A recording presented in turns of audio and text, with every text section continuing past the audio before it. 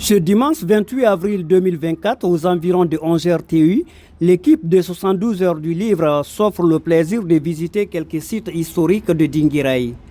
La mosquée d'El Hadj Oumar Tall, reconstruite sur son ancienne forme, fait d'elle l'unique à son genre dans le monde entier.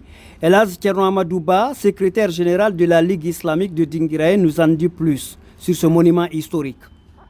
C'est le symbole du départ du tracé de cette mosquée.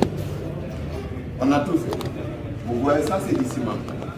Des fois, on essaye de fouiller Scamba pour essayer de dégager. Mais la peinture a été faite il n'y a pas 2 mois. Vous voyez, elle est revenue. Alors, ça c'est le départ de la mosquée. Et ce départ de la mosquée, c'est ce qui faisait, comme vous disiez, c'est la Kaaba, parce que c'est les 4 murs. Ce dôme que vous voyez, le plus grand là, ça c'est l'Aqsa, la mosquée de Jérusalem. Le coupole, quand vous êtes dedans, ça c'est la mosquée du prophète sallallahu alayhi wa sallam. Ça faisait partie des indications qu'il a laissées. Au bout des années, il y aura une transformation comme ça. Les bois, parce que ce que vous voyez ici, sur le mur, il y avait dans la mosquée d'abord, il y avait des supports, comme des structures soutenant la dalle. Et il y avait le bois, comme nos aïeux le faisaient. Et ici, l'autre là, tout le monde l'avait fait. Mais ici, c'est seul sa main qui a coupé les bois, qui a pris les bois, qui les a mis ici. Et à la rénovation, les bois ont été retirés, gardés avec tous les soins. Et à la remise, c'est les sages d'alors qui ont remis les bois là et avec une légère couche de béton pour la conservation. C'est ici la mosquée. C'est là la mosquée et c'est ce qui fait de Dinguiraye et Dinguiraye. Et à l'installation de Djegunko, qui est la limite de Dinguiraye, Mahmoud, Abola, Tougué, c'est là où il a initié, parce qu'il a vu les 9 provinces du Fouta Toro sont là, les 9 provinces du Fouta Djallon sont là. Et il a pris d'autres amandés, qui est Alpha Mamadou Kaba, avec tous ses disciples. Il a parlé avec tout le monde, ils se sont convenus de laisser les 9 pour en prendre 3.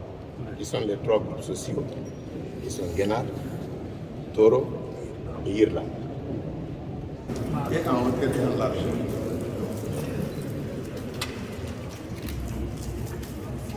Et l'ingénieur qui a conçu le plan, par le biais du sages et du général Lansana, il est fils ici. Et là, je m'en parle aussi.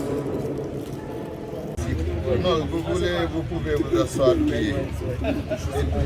De la mosquée, nous nous sommes transportés sur d'autres sites, entre autres. Mais il n'est pas réellement à la mosquée. Sa racine est introuvable. On a mis tout le ciment possible dans la mosquée, il a cassé tout et il apparaît. Si on met par là, il apparaît à droite. Si on met de l'autre côté, il apparaît à droite. Finalement, on s'est dit, mais il faut convertir le tout pour accepter qu'on reste avec lui. Donc vous voyez encore que même les buts sont ici. Mais ici, il y avait quelque chose en forme de siège. C'était là où El Hadj Oumar s'asseyait. Il est venu du Fouta Toro avec lui.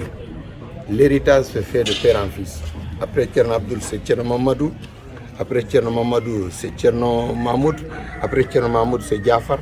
Après, c'est Ahmad Tidiane. Non, Mohamed Ba, Ahmad Tidiane, Mohamed Maki et maintenant, c'est moi.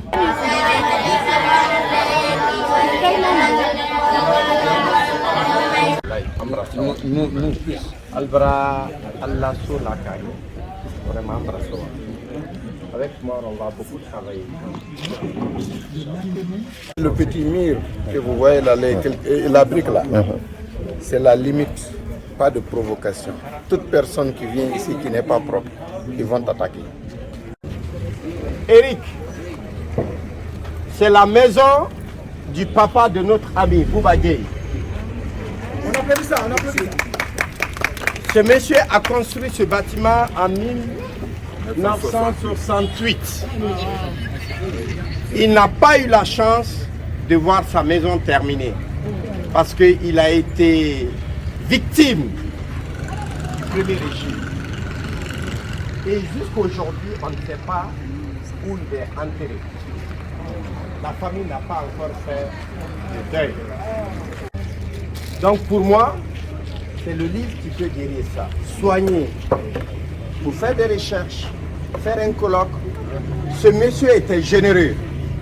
Il partageait sa recherche ici dans sa ville. Il accueillait les enfants de Dinguiraï à Conakry. Il n'y a pas ce qu'il n'a pas fait pour Dinguiraï. Et son fils prend le relais aujourd'hui. Très joli, ça vous va très bien. Ah, merci.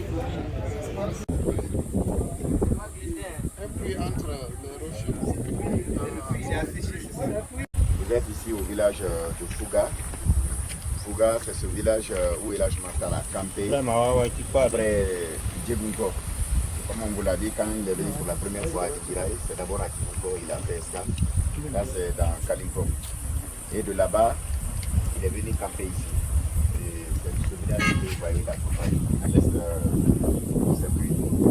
Donc quand il est venu, il a passé un bon mois ici, il a fait presque une année, 3 mois ici, en train de rechercher l'emplacement de la grande mosquée. Ah d'accord. Parce qu'il avait vu ça dans son rêve. Donc il est venu à Djebungo, on a dit que non, c'est pas le lieu, il faut encore continuer à l'est. Donc il a continué, il est venu encore au Paris, dans ce village de Fouga. Et arrivé là, comme ses talibés étaient nombreux, il y avait beaucoup de personnes derrière lui. Et c'est sur un bois qu'on pouvait constater. Donc le problème, c'était de sentir. Les gens avaient vraiment des problèmes à trouver de l'eau. Non seulement de l'eau pour boire. Qu'est-ce va commencer d'abord? De l'eau pour boire, mais aussi pour les autres besoins. Donc ils ont dit, et là, franchement, c'est difficile de faire. Il faut commencer par quoi? Donc, aidez-nous à ce qu'on trouve El Hadj Makhtar de Fouga. Alors, il a quitté le village, il est venu vers l'ouest ici. Il est venu, il a pris sa canne. Donc, il a enfoncé dans la terre. Il a lu ce qu'il a à lire. Après, il a levé. Il est venu encore mettre le bout de sa canne ici. Il a retiré. Là-bas aussi, il a retiré. Et petit à petit, l'eau a commencé à jaillir.